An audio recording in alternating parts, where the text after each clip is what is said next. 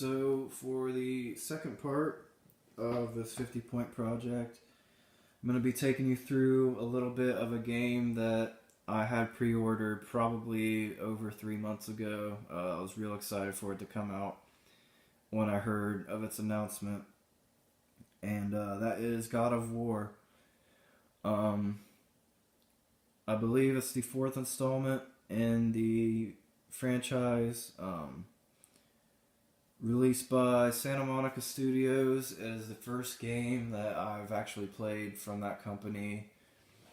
And it was interesting to see how good of a job that they would do with it. I knew it would be good, and they definitely didn't disappoint. Pretty much what's going on story-wise is you, Kratos, and your little buddy here, Atreus, are sent out on a quest to avenge little Atreus's here mother who passed away. The cause of that I'm not too sure of. It was never really said explicitly, but you're burying her corpse at the beginning, so something obviously tragic happened. But other than that, it's just a giant mission over this open world, beautiful open world.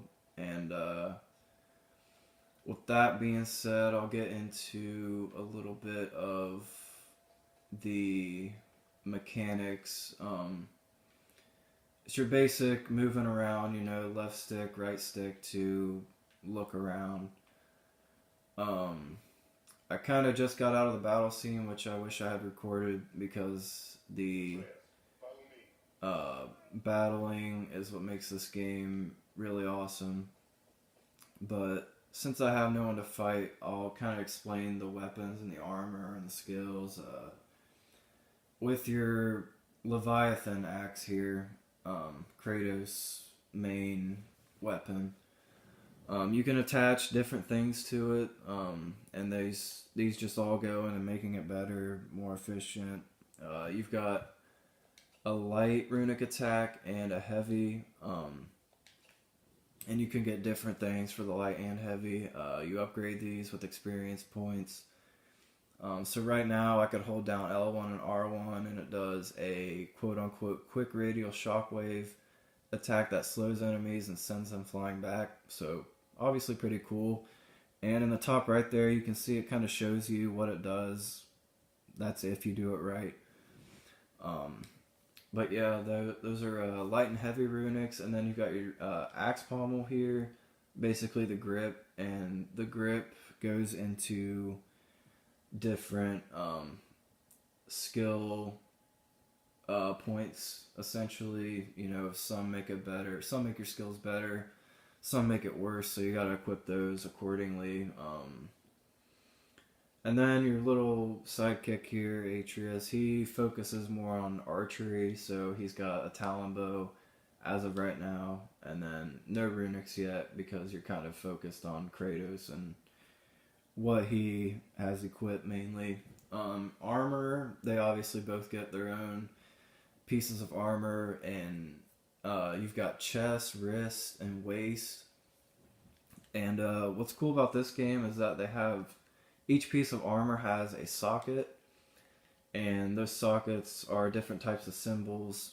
So each thing you have equipped in your socket is just basically adding on to your overall skills. Like this one gives extra attack points to my runic.